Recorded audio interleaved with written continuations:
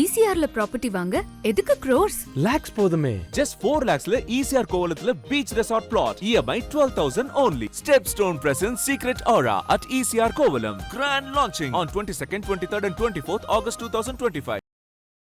Tirupattur collector அலுவலகத்தில் என்ன இருக்குன்னா விரிசல், எங்கே பார்த்தாலும் விரிசல். கீழே இருந்த அந்த டைல்ஸ் உடஞ்சிருக்கு. கைதட்டு இருந்த அரசு வெக்கமா இல்லையா உங்களுக்கெல்லாம் அந்த நாட்டை ஆளுவதற்கு? 110 கோடி ரூபாயில உருவாக்கின கட்டடம் 110 கோடி ரூபாயும் முழுமையாக இந்த மாவட்ட ஆட்சியர் அலுவலகத்திற்காக செலவழிக்கப்பட்டது. அது ஆடிட்டில் தெரிஞ்சிருக்கும். பொய் ஆடிட்டா இருக்கும், கணக்கே பொய்யா இருக்கும். நீங்க என்ன சொல்றீங்க? கட்டிங் போகாம எப்படி கட்ட முடியும்?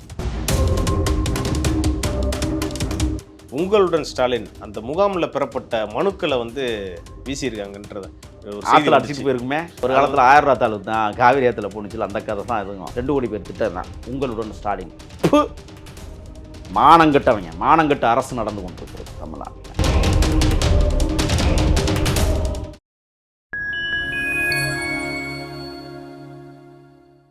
ஃபைன் டைம் மீடியா நேயர்களுக்கு வணக்கம். இன்று நம்மோடு இணைந்திருப்பவர் தமிழ் தேசிய ஆதரவாளர் திரு முகில் அவர்கள். வாருங்கள், அவரிடம் அரசியல் சார்ந்த பல்வேறு கேள்விகளை முன்வைக்கலாம். வணக்கம் சார். வணக்கம். திருப்பத்தூர் கலெக்டர் அலுவலகத்தில் என்ன இருக்குன்னா விரிசல், எங்கே பார்த்தாலும் விரிசல். கீழே இருந்த அந்த டைல்ஸ் உடஞ்சிருக்கு அப்படின்னு மக்கள்லாம் புகார் கொடுக்குற மக்கள் மட்டும் புகார் அளிக்கல, அங்கே வேலை செய்கிற அரசு ஊழியர்களே கம்ப்ளைண்ட் பண்ணியிருக்காங்க. அதோட முக்கியமான விஷயம் என்னன்னா, அந்த கட்டடம் 2021 அடிக்கல் நாட்டப்பட்டு 2022ஆம் ஆண்டு முதல்வர் திரு ஸ்டாலின் அவர்கள் தான் திறந்து வச்சிருக்காரு. ஆனால் திறந்து வச்சு 3 வருஷத்தில் இப்படி ஒரு அவல நிலை சார். அங்கே மக்கள்லாம் பயப்படுறாங்க. இங்கே நாங்கள் புகார் கொடுக்க வர்றதுக்கே பயமாக இருக்குது. நாங்கள் ஒரு பிரச்சனைக்கு வந்தால் கலெக்டர் அலுவலகத்தில் போய் எங்களுக்கு ஒரு பிரச்சனை வந்துருமோன்ற பயம் தான் பேசிக்கிட்டு இருக்காங்க. அவங்க மட்டும் இல்லை, அரசு ஊழியர்களும் அங்கே வேலை செய்கிறவங்களும் பயப்படுறாங்க. இதை எப்படி சார் பார்க்குறீங்க? கைதட்டு இருந்த அரசு வெக்கமா இல்லையா உங்களுக்கெல்லாம் அந்த நாட்டை ஆளுவதற்கு? 110 கோடி ரூபாயில உருவாக்கின 110 கோடி ரூபாய் உடஞ்சி சிதலமாகி கொண்டிருப்பதை ஓராண்டுக்குள்ள கண்கொள்ளா காட்சியாக 2.0 இதில் வர வெக்கமா? மான மரியாதை சூடு சொரணை இருந்தால் இதெல்லாம் என்ன? நான் கேட்குறேன், தலைமை பொறியாளரை கைது செய்யுங்கள். மாவட்ட தலைமை பொறியாளரை பிடுங்க, அந்த அயோக்கியப்பலை பிடிச்சி கைது பண்ணுங்கண்ணா. அது மட்டும் இல்லை, இந்த மாவட்ட ஆட்சியர் அலுவலகங்களை கட்டுவதற்கு தீர்மானிக்கப்பட்டதை எங்கேருந்து நீங்கள் நோண்டணும்? முதல்ல ஆற்று மணலில் கொள்ளையடிச்சிருப்பான், உரிய சிமெண்ட் வகைகளை சேர்த்துருக்க மாட்டான். அதான் நான் அடிக்கடி சொல்லுவேன். இப்போ ஒன்று கிளம்பியிருக்கிறாங்க தெரியுமில்ல, மாவட்ட ஆட்சித்தலைவர் அலுவலகம்லாம் கட்டிக்கிட்டு இருக்காங்க நிறைய இடத்துல. இப்போ புதுசாக புதுக்கோட்டை மாவட்ட ஆட்சித்தலைவர் அலுவலகம், சிவகங்கை மாவட்ட ஆட்சித்தலைவர் அலுவலகம், அது கட்ட முடியாது தெரியுமா உங்களுக்கு? ஏன் சார்? அதெல்லாம் மன்னர் காலத்துக்கு பழங்கால கட்டிடங்கள். இன்றும் ஒரு துரும்பு கூட சிதிலமடையாமல் கண்கொள்ளா காட்சியாக காட்சி தருகிறது இங்கெல்லாம். இப்போ புதுசாக கிளம்பியிருக்கிறாங்க. என்ன தெரியுமில்ல, தமிழ்நாடு முழுவதும் இருக்கிற முக்கிய பேருந்து நிலையங்களை சொகுசு பேருந்து நிலையங்களாக மாத்திரம் சொல்லி அறிவித்து, அதாவது இந்த ஷீட்டு போட்டதெல்லாம் மாற்றுறானுங்க. எதுக்குன்னா கொள்ளையடிக்க தான். இந்த கலெக்டர் ஆஃபீஸில் இப்போ கொள்ளையடிச்சிட்டானுங்கள்ல, உண்மையிலே 110 கோடி ரூபா செலவழிச்சுப்பாங்க. நீங்கள் சொல்லுங்கள் பார்ப்போம். உண்மையிலே இந்த அரசுக்கு நான் சவால் விடுறேன். 110 கோடி ரூபாயும் முழுமையாக இந்த மாவட்ட ஆட்சியர் அலுவலகத்திற்காக செலவழிக்கப்பட்டது. அது ஆடிட்டில் தெரிஞ்சிருக்கும் சார். பொய் ஆடிட்டா இருக்கும், கணக்கே பொய்யா இருக்கும். நீங்கள் என்ன சொல்கிறீங்க? கட்டிங் போகாமல் எப்படி கட்ட முடியும்? தலைமை பொறியாளரை கைது செய்யணும்னு நான் சொல்கிறேன். மாவட்ட ஆட்சித்தலைவரை கைது பண்ணுங்க. எப்படா கொடுத்தா? நீ பரிசோதிச்சிருக்கணும்ல, கட்டிய கட்டடத்தை போய் பரிசோதனை பண்ணியிருக்கணும்ல, கலவைகள் எவ்வாறு கலக்கப்படுகிறது விசாரணை பண்ணியிருக்கணும்ல, எத்தனைக்கு எத்தனை சிமெண்ட் போட்ட, எத்தனைக்கு எத்தனை சரளை போட்ட, சரளையில் யூனிட் எத்தனை, அளவீடு என்ன, அதை சரி பண்ணுவதற்கென்றே ஒரு பொதுப்பணித்துறை. அது எங்கே போணுச்சு? பொதுப்பணித்துறை அமைச்சர் அவர்களும் இதில் எந்த கவனிக்கும் அவரெல்லாம் கவனிக்க மாட்டார். கட்டிங் போயிருக்கும்ல. நான் சொல்கிறேன், 110 கோடி ரூபாயில் இப்போ விரிசல் விழுந்திருக்கிற இந்த கட்டடத்தில் ஒரு குறைந்தபட்சம் ஒரு 60 கோடி செலவழிச்சிருப்பாங்க. மீதான் 50 கோடியை அமைக்கிட்டானுங்க. அப்படி தான் இதை மதிப்பீடு செய்ய முடியும். ஆக இன்னைக்கு திருப்பத்தூர் மாவட்ட ஆட்சியர் அலுவலகம் திகைத்து போயின்னு இருக்கிறது. அப்படி தானே? வெக்கமா இல்லையா? நான் கேள்வி தான் கேட்குறேன். மரக்கன்று நட்டுருப்பான், சுற்றி வர ஊழல் நடந்திருக்கும். தார்சாலை போட்டிருப்பான், ஊழல் நடந்திருக்கும். மின்விசிறிகள் போட்டிருப்பான், ஊழல் நடந்திருக்கும். குளிரூட்டி வைத்திருப்பான், ஊழல் நடந்திருக்கும். இது சாதாரண விஷயம் கிடையாது. இந்த மாளிகைங்கிற பேரில் கட்டி கோடிக்கணக்கில் கொள்ளையடிக்கிற திட்டத்தை இவர்கள் கொண்டு வருகிறார்கள் என்றால், நலத்திட்டங்களை இவர்கள் உருவாக்குவது கொள்ளையடிக்கிற நோக்கத்தில்தான் என்கிற வெட்ட வெளிப்பாடு தான் திருப்பத்தூர் மாவட்ட ஆட்சியர் அலுவலகம். சரி, இது வரைக்கும் குடியிருப்பில் வந்து இந்த மாதிரி பிரச்சனை நடந்திருக்கிறத நம்ம பார்த்துருப்போம். விரிசல் ஏற்பட்டிருக்கும், மக்கள்லாம் வந்து புகார் அளிச்சிருப்பாங்க. இது ஒரு கலெக்டர் ஆஃபீஸ் சார் இது. ஏன்னா மக்கள் வந்து டெய்லி போயிட்டு புகார் கொடுக்குற இடம், அங்கேயே இந்த மாதிரி நடக்கிறது தான் ரொம்ப வியப்பாக இருக்குது. அதாவது இது ஆழமாக நம்ம போனோம்னு சொன்னால் நிறைய பிரச்சனை இருக்குதுல்ல. அந்த மாவட்ட ஆட்சியர் அலுவலக கட்டமைப்பு வேலைகளுக்காக அங்கே இருக்கிற திருப்பத்தூர் மாநகர அந்த பொறுப்பாளர்கள் இருப்பான், நிறைய கட்சிக்காரன் பொறுப்பில் இருப்பான், அவன்லாம் உள்ளே ஜாயிண்ட் ஆகிருப்பான். கான்ட்ராக்ட் தனித்தனியாக கான்ட்ராக்ட் கொடுத்துருப்பானுங்க. அத்தனை பேருக்கும் கட்டிங்க. அது மட்டும் இல்லை, மாவட்ட ஆட்சித்தலைவர் அலுவலகத்துக்குள்ளே வேலை செய்யக்கூடிய இந்த பொதுப்பணித்துறையில் இருக்கிறவனுக்குள்ளலாம் கட்டிங் போயிருக்கும். பொறியாளர் கொடுத்தா தான் அவனுக்கு வந்து டெண்டரே விடுவான். டெண்டரை எடுக்கிறவன் நொந்து வெந்து தான் கட்டுவான். அவனை குறையே சொல்ல முடியாது. ஏன்னா இவன் கட்டிங் கேட்டால் அவன் என்ன பண்ணுவான்? சரி, அந்த டெண்டர் நமக்கு வரணும்னு சொன்னால் வேறு வழியே இல்லை, நீ எடுக்க வேண்டியதை எடுத்துகிட்டு கொடுக்க வேண்டியதை கூட நான் கொடுக்க வேண்டியதெல்லாம் நான் கொஞ்சம் தின்னு விட்டு நான் கட்டி வச்சு போட்டுறேன். அப்போ ஸ்ட்ரக்சர் எங்கே இருக்குன்னு சொன்னால் அரசியல்வாதிகள் கொள்ளையடிக்கிறான், அரசு இயந்திரமும் கொள்ளையடிக்குது. அப்போ இடையில இருக்கிற இந்த பொறியாளர்கள் என்ன பண்ண முடியும்னு நீங்கள் நினைக்கிறீங்க? ஆனாலும் தலைமை பொறியாளருக்கு இது தெரியாமல் நடந்திருக்கு. அதனால தான் தலைமை பொறியாளரை நீங்கள் கைது பண்ணுங்கள். ஏன்னா அவருக்கு கட்டிங் நிறைய போயிருக்கும். எல்லாருமே அதான் சொல்கிறாங்க, அவரை ஃபஸ்ட்டு விசாரிக்கணும். ஏன்னா இது ஊழல் நிறைந்த ஆட்சிக்கு ஒரு எடுத்துக்காட்டு திருப்பத்தூர் மாவட்ட ஆட்சியர் அலுவலகம். ரொம்ப கேவலமான ஒரு ஆட்சி முறையை தமிழ்நாடு இதுவரை கண்டிராத அலங்கோல ஆட்சி முறை இந்த திருட்டு மாடல் அரசு திருப்பத்தூரிலும் திருடி இருக்கிறது. அப்படித்தான் இதை நாம் சொல்ல முடியும். இது ஒரு பக்கம் இருக்கிறப்போ, சிவகங்கை மாவட்டம் திருப்புவனத்தில் ஒரு ஆற்றுல வந்து பார்த்தீங்கன்னா உங்களுடன் ஸ்டாலின் அந்த முகாமில் பெறப்பட்ட மனுக்களை வந்து வீசியிருக்காங்கன்றத ஒரு செய்தி அடிச்சுட்டு போயிருக்குமே. ஒரு காலத்தில் 1000 ரூபா தாளு தான் காவிரி ஆற்றுல போணுச்சுல, அந்த கதை தான் இதுவும். திருப்புவனத்தில் ஏற்கனவே அஜித்குமார் கொலை வழக்கு பரபரப்பாக பேசப்பட்டு கொண்டிருக்கிற இந்த சூழலில் இன்றைக்கு வர அதே திருப்புவனம் ஆற்றுல இன்னைக்கு வந்து என்ன உங்களுடன் ஸ்டாலின், என்ன உங்களுடன் ஸ்டாலின் கஷ்டம் எதாக இருந்துச்சுன்னா இந்த மெனு எதாவது கொடுத்தீங்கன்னா சரி பண்ணி கொடுப்பாங்க. 6 சரி பண்ணிட்டு போயிடுச்சு. வங்காள விரிகுடா கடலில் போய் இப்போ வடிவமைத்துக்கிட்டு இருக்குது அந்த மனுக்கள்லாம். அவர்களுடைய கோரிக்கையை வங்காள விரிகுடா கடலுக்குள்ளே போய் பாருங்கள், கிடைக்கும்.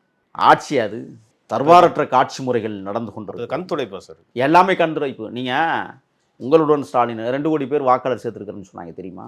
2 கோடி பேர். அப்புறம் ஏன்டா கூட்டணி ஆட்சி? அதுக்கப்புறம் கூட்டணி கட்சிகள் இது கொள்கை ரீதியாக என்ன கொள்கை இருக்குது?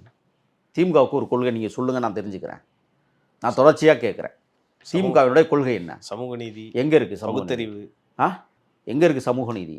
சேரிக்கு ஒரு சுடுகாடு, சாதிக்கு ஒரு சுடுகாடு, இதான் சமூக நீதி. இதான் சமூக நீதி. வெக்கமா இல்லை? நான் காட்டவா?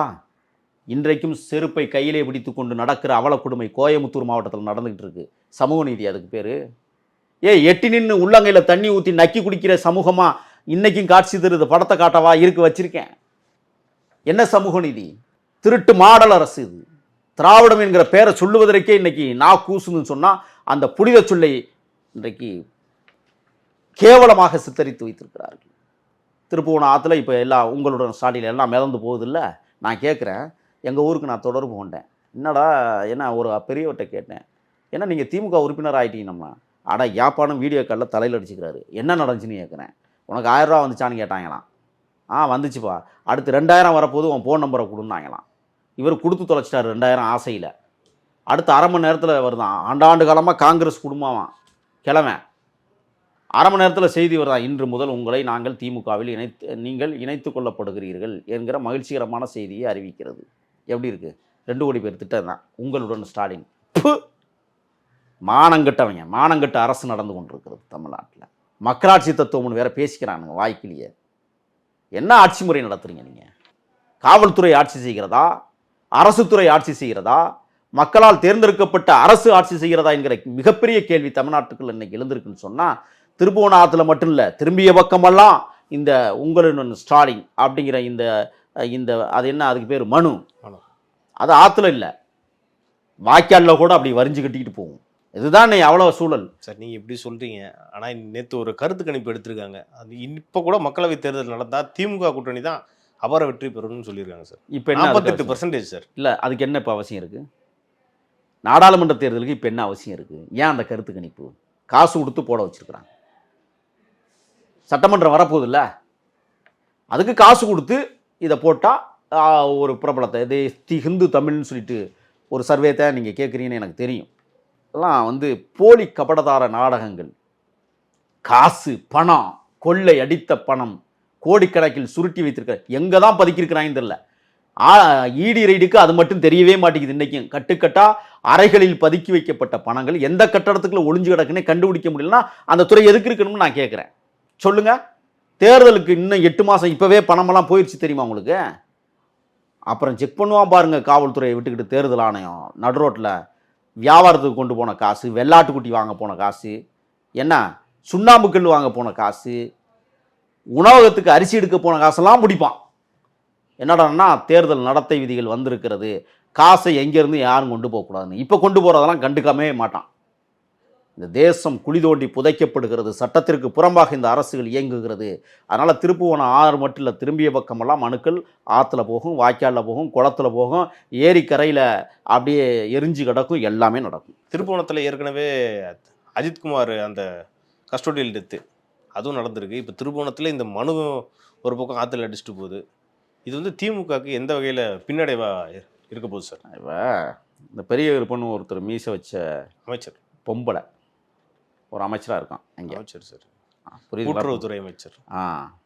கோடிக்கணக்கில் கொள்ளையடிக்கிற கூட்டம் அது. திருப்புவனம் சிவகங்கை மாவட்டம் என்பது வரலாற்று பொதிந்த பொக்கிஷங்கள். வேலு நாச்சியார் திருப்பத்தூர் மாநகரை ஆங்கிலேய ஏகாதிபத்தியத்திடம் எதிர்த்து தன்னுடைய அரசாட்சி கட்டமைப்பை உருவாக்கிய மண். மருது சகோதரர்கள் வீரம் செறிந்த போர் முறையை உருவாக்கிய சிவகங்கை சீமை. பசுமன் திருமகனார் தன்னுடைய தேசியமும் தெய்வீகமும் எனது இருக்கண்கள் என்று உலகத்திற்கு பறைசாற்றிய உன்னத மண். வாரல் என மரித்துகை காட்ட என்று கண்ணகி வாழ்ந்த தேசத்தில் பாண்டிய மன்னனின் அவைக்களத்தில் புலவனாக வாழ்ந்த மாணிக்க வாசகனிடம் 10,000 பொற்காசுகளை கொடுத்து குதிரை வாங்கி வா சோழ மண்டலத்தில் என்று அனுப்பியதற்கு பிறகு கோவில் கட்டுவோமா அல்லது குதிரை வாங்குவோமா என்று தீர்மானித்த சிவகங்கை மண். அங்குதான் ஆவுடையார் கோவிலை கட்டுவதற்கு 10,000 பொற்காசுகளை வைத்து தீர்மானித்த மாணிக்கவாசகன். மறிவிருக்கும் கூந்தல் மனையால் அருகில் இருக்க தாளியருமோ இரவுனக்கு என்று சொன்ன ஒரு புலவன் வாழ்ந்த சின்ன மருதுவிடம் நீதி கேட்ட மண். கடையேழு வள்ளல்களில் ஒருவனாக விளங்கிய பாரியாண்ட பரமுமலை அமைந்திருக்கிற சிவகங்கை சீமையில் இன்றைக்கு திராவிட முன்னேற்றக் கழகத்தினுடைய இறுதிக்கட்ட ஆட்சியை முடிப்பதற்கு திருப்புவனம் தயாராயிருக்கிறது. அடுத்த கட்ட ஆட்சி முறையை தமிழ்நாட்டில் வெல்வதற்கும் திருப்பு முனையாக திருப்புவனம் அமைந்திருக்கிறது. திருப்புவனம் முடிவுரையும் எழுதுகிறது, துவக்க உரையும் எழுதுகிறது என்பதை நான் இந்த நேரத்தில் நான் பறைசாற்ற விரும்புகிறேன். தமிழ்நாட்டில் நடக்கக்கூடிய தினசரி அரசியல் நிகழ்வுகள் குறித்து நம்ம நிறையா பேசணும். அடுத்தடுத்த நிகழ்ச்சிகளில் நம்ம டீட்டெயிலாக பேசலாம் சார். நன்றி சார். நன்றி.